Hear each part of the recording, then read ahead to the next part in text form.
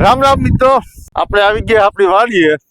આપણે જોવાના હે, તલ વાઢવાના હે. કેટલા દિવસની વાર છે. તલ તો વઢાયેવા થઈ ગયા હે, પણ આવી ગયા હે. તલ વઢાયેવા થઈ ગયા હે, પણ હવે વરસાદનું વાતાવરણ છે તો જોઈએ હવે કેટલા દિવસ વરસાદનું વાતાવરણ છે, પછી કંઈક વાઢવાની વિધિ કરીએ. તલ તો એકદમ પીળા પડી ગયા છે અને હવે વાઢવા પડે એમ છે. પણ હવે વરસાદની વાત છે, જો વરસાદ થાય તો ભલે, નકર 2 દિવસ પછી તલ તો બધે વાઢવા જ જોઈએ. કારણ કે હવે તલ જો એકદમ પડી ગયા પીળા અને હવે વાઢવા જ જોઈએ.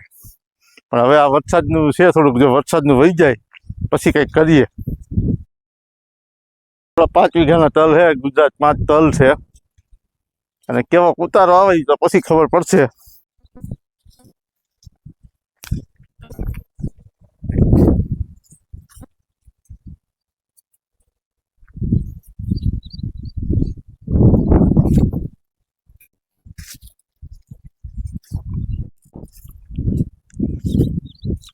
આજે ઉનાળુ ખેતી થઈ ગઈ છે. આ આપણા ભાઈનું ખેતર છે, એને કાંઈ વાવેતર નહોતું ઉનાળા માટે, એને ખેતી થઈ ગઈ છે અને આપણે હજી તલ ઊભા છે એટલે તલમાં આપણે વાઢીને પછી ખેતી થાય. આ ખેતર ખાલી હતું એટલે ખેતી થઈ ગઈ કમ્પ્લીટ. બા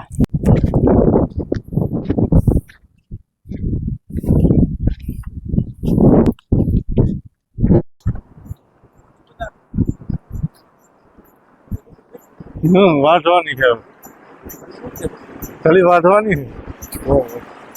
કેવી પડી ગઈ જો વાઢી નાખવાની. તલ જોઈને આપણે આવી ગયા આપણા ભાઈના કારખાને, જ્યાં બિયારણનું કામ ચાલુ છે. અમુક અંતરની બિયા છે, નંબર બિયા છે, જેનું કામ ચાલુ અત્યારે મગફળી બિયારણનું કામ હાલે છે. જો બિયા જોયો તો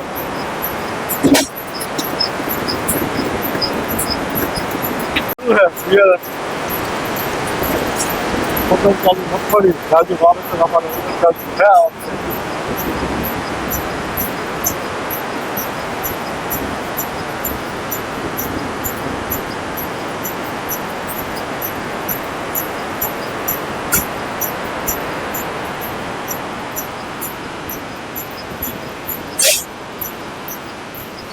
આ મિલનભાઈ ના બિયા છે.